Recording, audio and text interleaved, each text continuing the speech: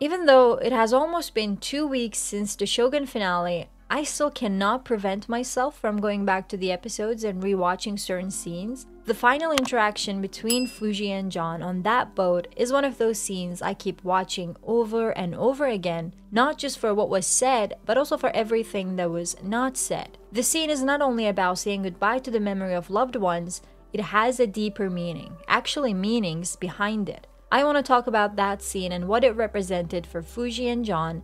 Let's go.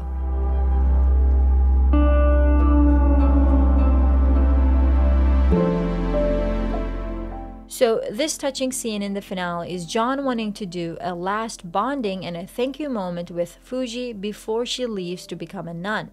He takes her to a rowboat where he will drop Mariko's cross into the ocean and Fuji the ashes of her late husband and child. According to the directors, the scene was not filmed in front of a green screen.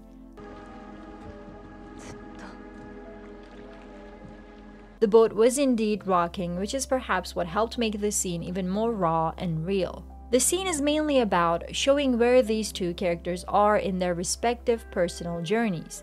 At the beginning of the finale, John is dreaming about going back to his country, managing to become an old man with grandchildren, but still holding on to Mariko's cross because that's what he did with the other souvenirs as well. He brought his helmet and sword as souvenirs from Japan and held on to them for years. He's a Westerner who wants to cling to his belongings.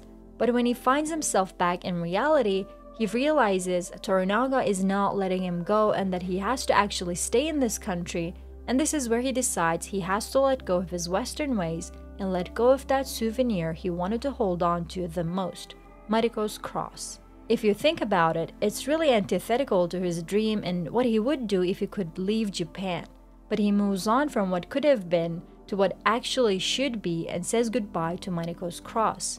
A similar thing is happening for Fuji. The ashes of her husband and child were actually meant to be stored in a family vault, maybe kept for centuries. The idea of pouring it out into the sea is totally strange to her, just like letting go of that cross was to John. She let go of the Japanese ways in that moment to say goodbye to her family and honor their remainings, even though it was also antithetical to her beliefs and lifestyle. It is fair to say that both of these characters had big changes in how they looked at loss and memory, and they managed to accept a new way despite how different this new way was for them, which eventually showed the openness of their character and how accepting they were of new cultures. The boat scene had another meaning as well, especially when you look at it in relation with the previous scene of Fuji and John, where the one tells the other about her decision to become a nun.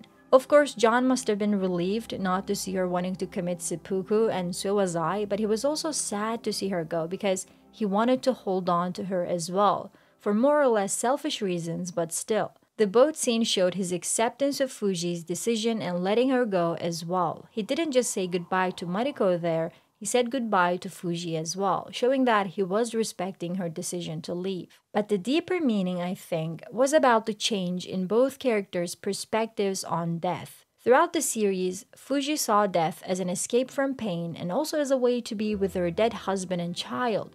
She couldn't do it because her duty as a consort to Blackthorn was more important than her real wishes.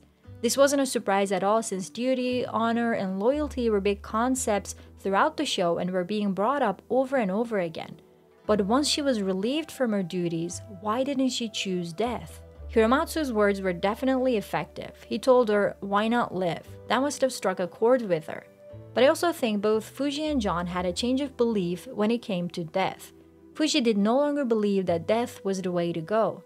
She acknowledged that maybe it's not the most honorable thing to do after all. She realized that her husband and child did not die an honorable death, and actually their death did not have any meaning. Whereas John, who made fun of the Japanese for running towards death so easily, was ready to kill himself if it meant saving the village.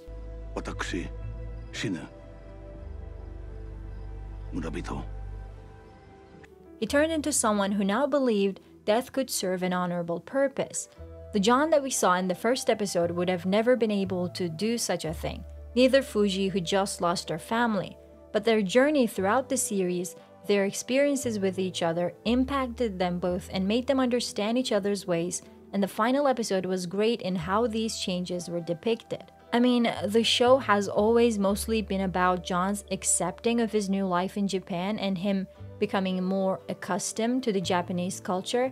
I believe the finale also showed Fuji's accepting of an idea of death that was more like what John would have believed when he first arrived in Japan. Seeing this exchange of beliefs in both characters was quite exceptional in my opinion.